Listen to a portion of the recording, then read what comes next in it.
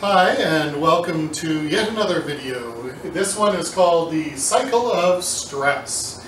And essentially what we're going to be looking at today is what happens in relationships that generate a lot of stress. How does that stress keep happening?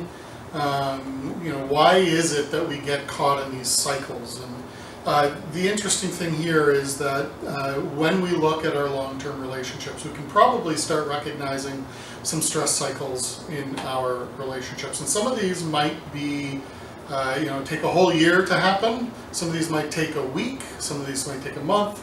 Some of these can last minutes, right? Where you just go quickly around. Anyway, we're going to take a look at what is a stress cycle, what is it, what kind of lives in it, how can you recognize it, and then in the next video we're going to look at how to get off the cycle, how to get out of the cycle, and what does it take to kind of remove yourself from the cycle of stress or anxiety. So the cycle of stress is broken into three groupings. And the first grouping that this is where most people recognize that something's not right here, is there's some sort of blow up or freeze out. Right? So this can either be hot or cold, right? So you just think about your life. When's the last time you experienced somebody either blowing up and just doing all sorts of unpleasant things, or the person just disappears, or it shuts off, and they're you're getting the cold shoulder, or you're talking to the hand, or whatever it is. This is noticeable. You experience this, you notice this. It's remarkable because you will think on it later.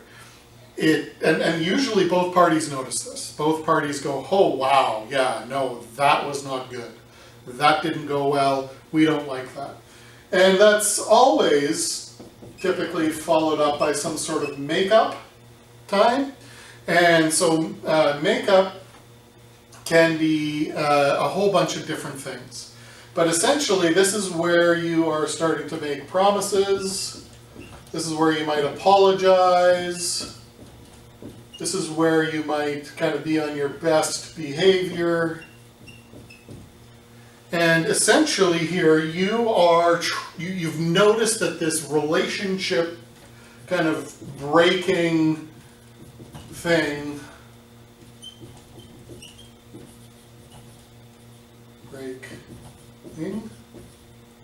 anyway, relationship breaking thing happens. And you don't want the relationship to end, right? It's an important relationship, and so you're going to do some sort of makeup.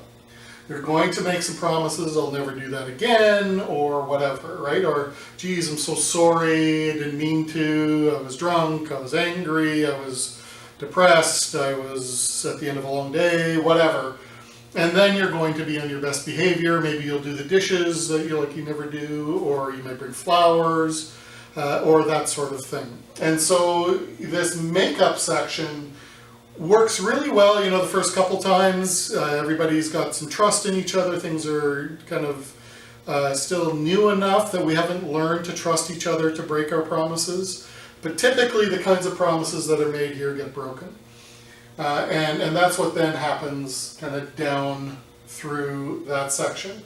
Eventually, if this relationship goes on long enough and you go through enough of these cycles, this just becomes manipulative kindness, right? Where we are essentially trying to convince the other person to stay with us, but we really know that we are going to go there again. Everybody knows that.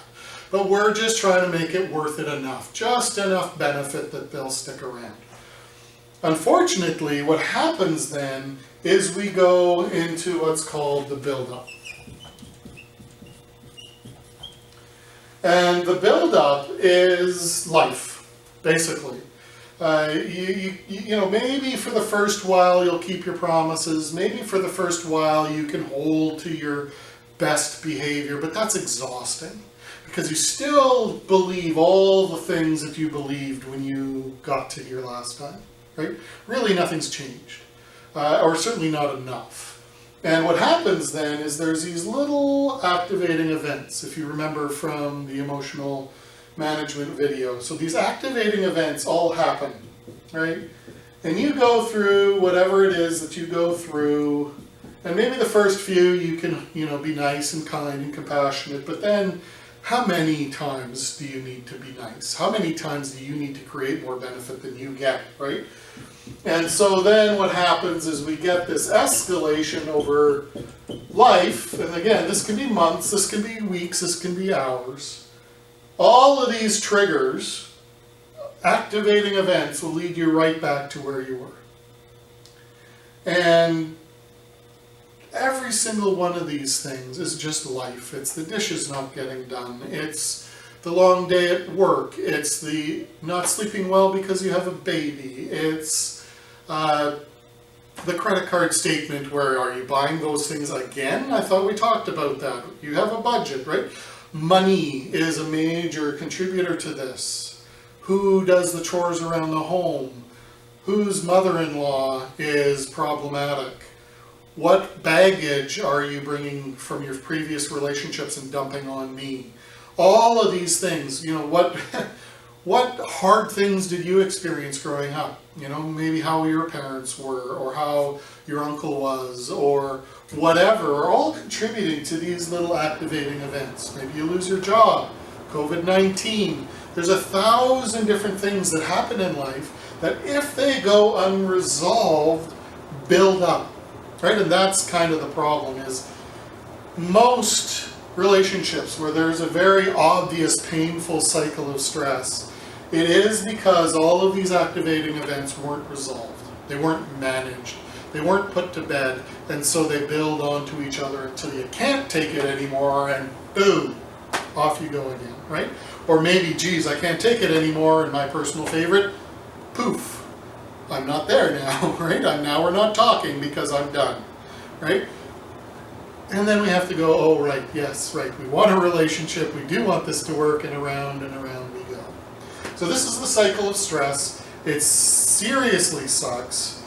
We can make all kinds of promises. I'll get help. I'll get counseling. I'll never do that again. I'll get a better job.